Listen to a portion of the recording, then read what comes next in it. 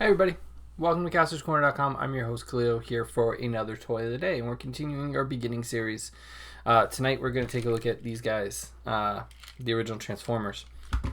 And you can check out a full gallery of these guys up on our website, Castor'sCorner.com. You can also follow us. We are at Kastor's Corner on all social media. You can check out our new shirts up on TeePublic. Links in the bio, or links down below. What else? The Cornercast podcast. You can check out the Cornercast podcast every Monday night on Apple Podcasts. And so tonight we're going to talk a little bit about Transformers. Now, I'm going to cheat this one. 100% honesty.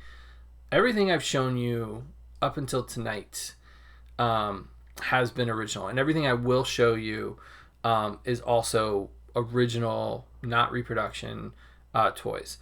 Transformers, on the other hand, they were too big, too bulky, too many parts, and they did not survive my childhood.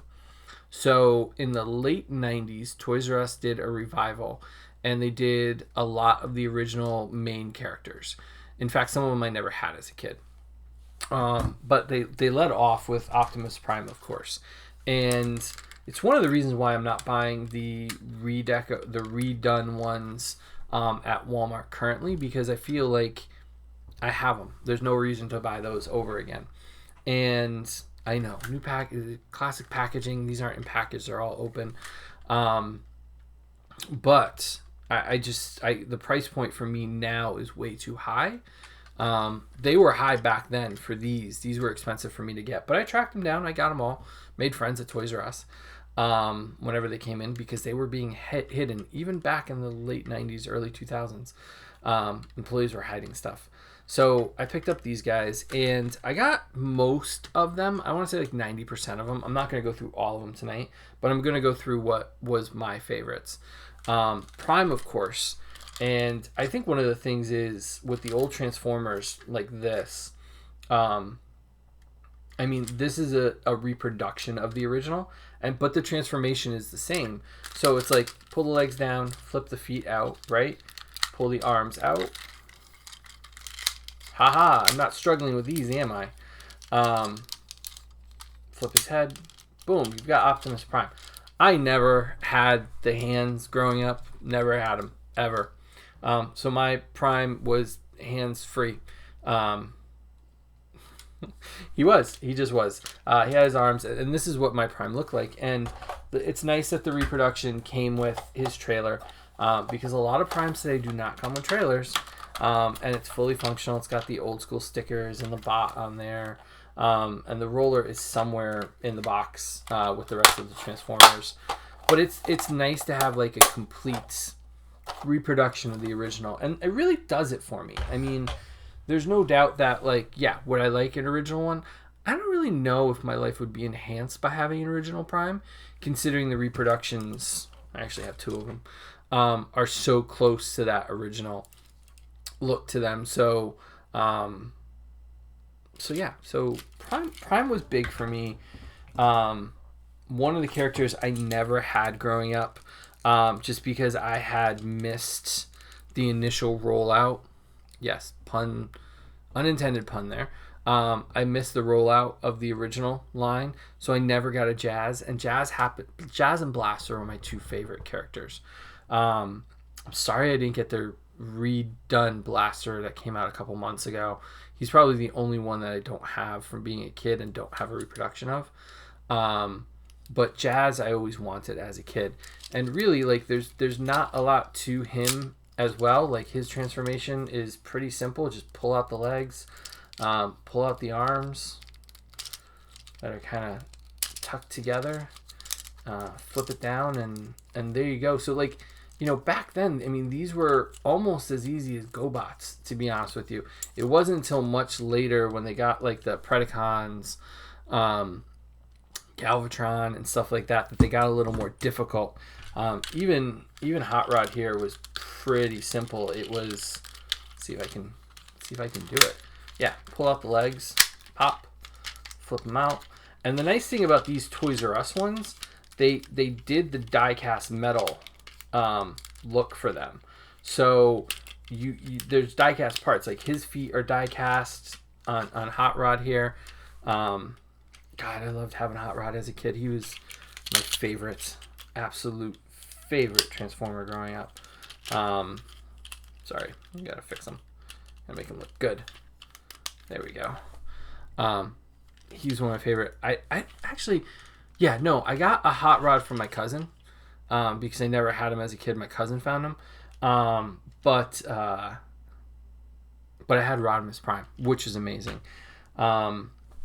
And then when they did the re-releases, I mean, you can see, like, so this is Soundwave from the re-release, and then I haven't done this review yet. He's been sitting on my desk, but you can see the new little mini, you know, Soundwave. Like, they look good.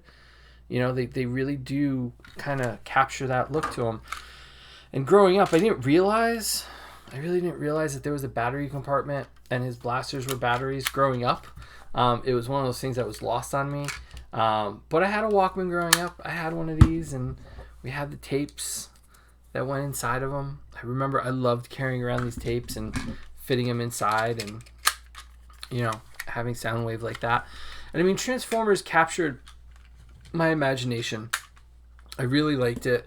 I think Beast Wars is what reignited my love of Transformers, to be honest with you, and really kind of reinvigorated my love for the line. And I think that's why I picked up a lot of these redone figures from Toys R Us, because of the impact that Beast Wars had on me.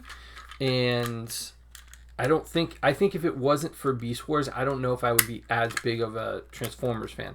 And I know a lot of Transformers fans are not fans of Beast Wars because it was so radically different than the G1 series. But the incorporation of G1 into the mythos of Beast Wars, and in Season 3 when they met the original ones, it really just got me back into Transformers and kept me engaged with Transformers until today, even though the movies and the subsequent cartoons really haven't had that much of an impact. I like Transformers Prime a little bit, but not to the extent that Beast Wars kind of brought me back into the fold and kept me there. So I'm really loving this reinvigoration of the G1 designs in the modern lines, as well as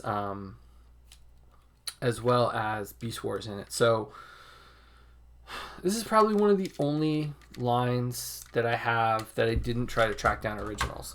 I mean, I mentioned it in the intro a couple days ago that I didn't go for G.I. Joe. I didn't go for vintage Star Wars. I think I only actually own one vintage Star Wars figure, and we'll talk about that sometime in November. But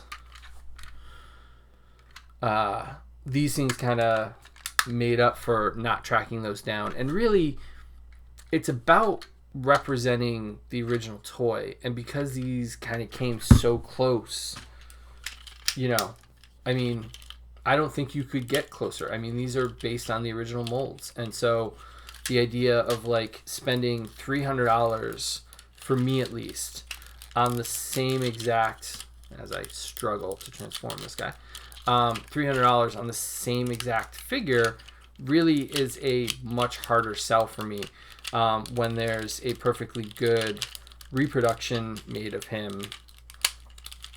See, this is what I'm talking about. He's a little more complicated than the originals, but still pretty good. It's really a lot harder for me to rationalize paying that much money or more, $4,000 or $5,000, $100, $1,000, because like this reproduction of Optimus Prime is just as good in my eyes as far as like my need to recapture my youth.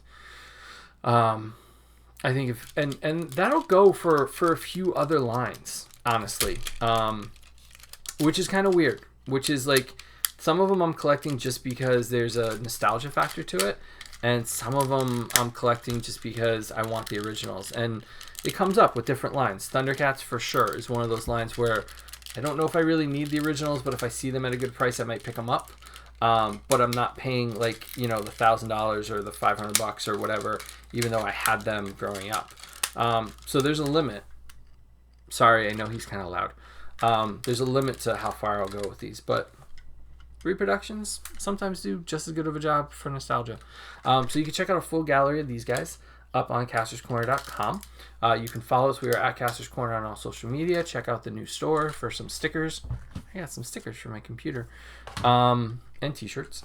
And follow us. We're at Kastor's Corner on our social media. Check out the Cornercast podcast every Monday night up on Apple Podcasts. Rate, review, subscribe, and subscribe to this channel. We really appreciate the more of you that subscribe, the more cool things we get to do, like talk about our Bionic 6 collection, and we get to share them with you, and really that's the most fun.